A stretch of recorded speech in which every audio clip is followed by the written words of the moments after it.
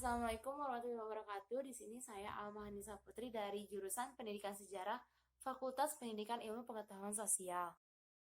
Di sini saya tidak setuju jika tidak melakukan PJJ atau pembelajaran jarak jauh termasuk kemunduran dalam bidang digitalisasi. Padahal PJJ dilihat bukan dari bidang digitalisasinya saja, banyak hal yang harus ditinjau lagi. Jika dilihat dari bidang digitalisasinya saja, Indonesia pasti sudah kalah, dikarenakan masih banyak siswa di Indonesia yang tidak memiliki handphone dan kesulitan untuk mencari sinyal.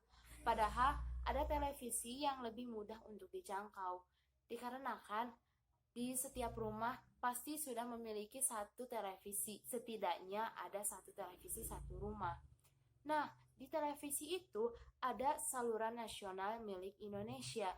Disitulah adakan lagi acara pembelajaran sesuai dengan tingkatan sekolahnya. Misalkan jam sekian untuk kelas 1 SD, jam sekian untuk 2 SD, dan seterusnya sampai jenjang SMA. Dengan seperti itu, pembelajaran akan lebih mudah untuk disampaikan.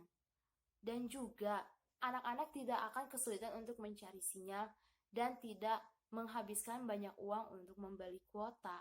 Dan juga jika diserentakkan belajar seperti itu, kurikulum dan pembelajarannya pun akan sama, tidak akan ada yang dibeda-bedakan. Bukan kemudahan yang didapatkan selama PJJ ini, namun kebalikannya yaitu kesulitannya.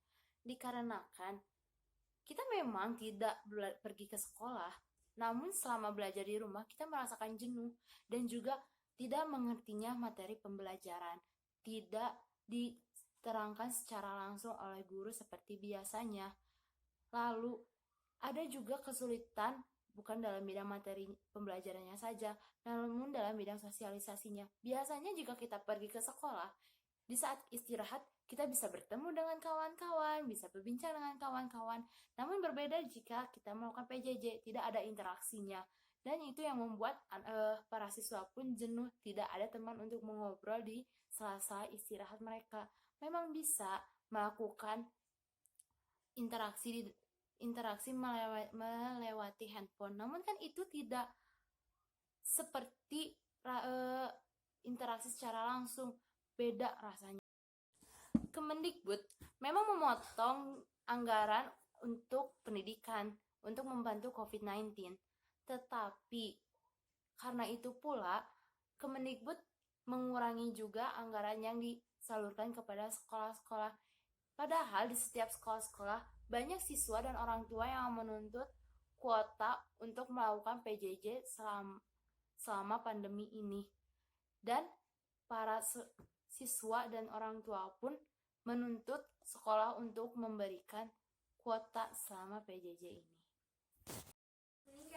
PJJ ini bukannya mempercepat transformasi pendidikan di Indonesia, namun sebaliknya malah menghambat transformasi pendidikan di Indonesia, dikarenakan ada beberapa hal.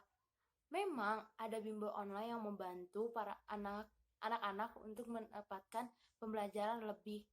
Namun, bimbel online tentu saja bayar. Jangankan untuk mendaftar bimbel online, untuk memberi kuota pun dan memenuhi kebutuhan sehari-hari saja itu sudah cukup sulit, dikarenakan banyak orang tua yang dipotong gajinya ataupun di PHK. Lalu, untuk berkolaborasi dengan orang tua itu tidak selamanya berhasil, dikarenakan orang tua juga mempunyai kesibukannya masing-masing.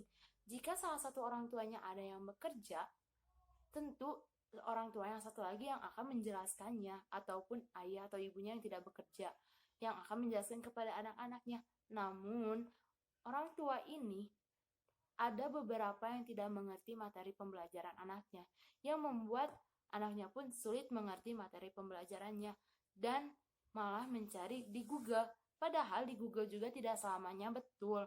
Masih banyak artikel yang masih kurang jelas sumbernya dari mana. Nah, jika ada orang tua yang kedua-duanya bekerja, lalu bagaimana dengan anaknya? Itu yang menjadi penghambat kolaborasi antara anak, guru, dan juga orang tua selama PJJ ini. Dan itu juga yang menghambat transformasi pendidikan di Indonesia. Sekian dari saya. Wassalamualaikum warahmatullahi wabarakatuh.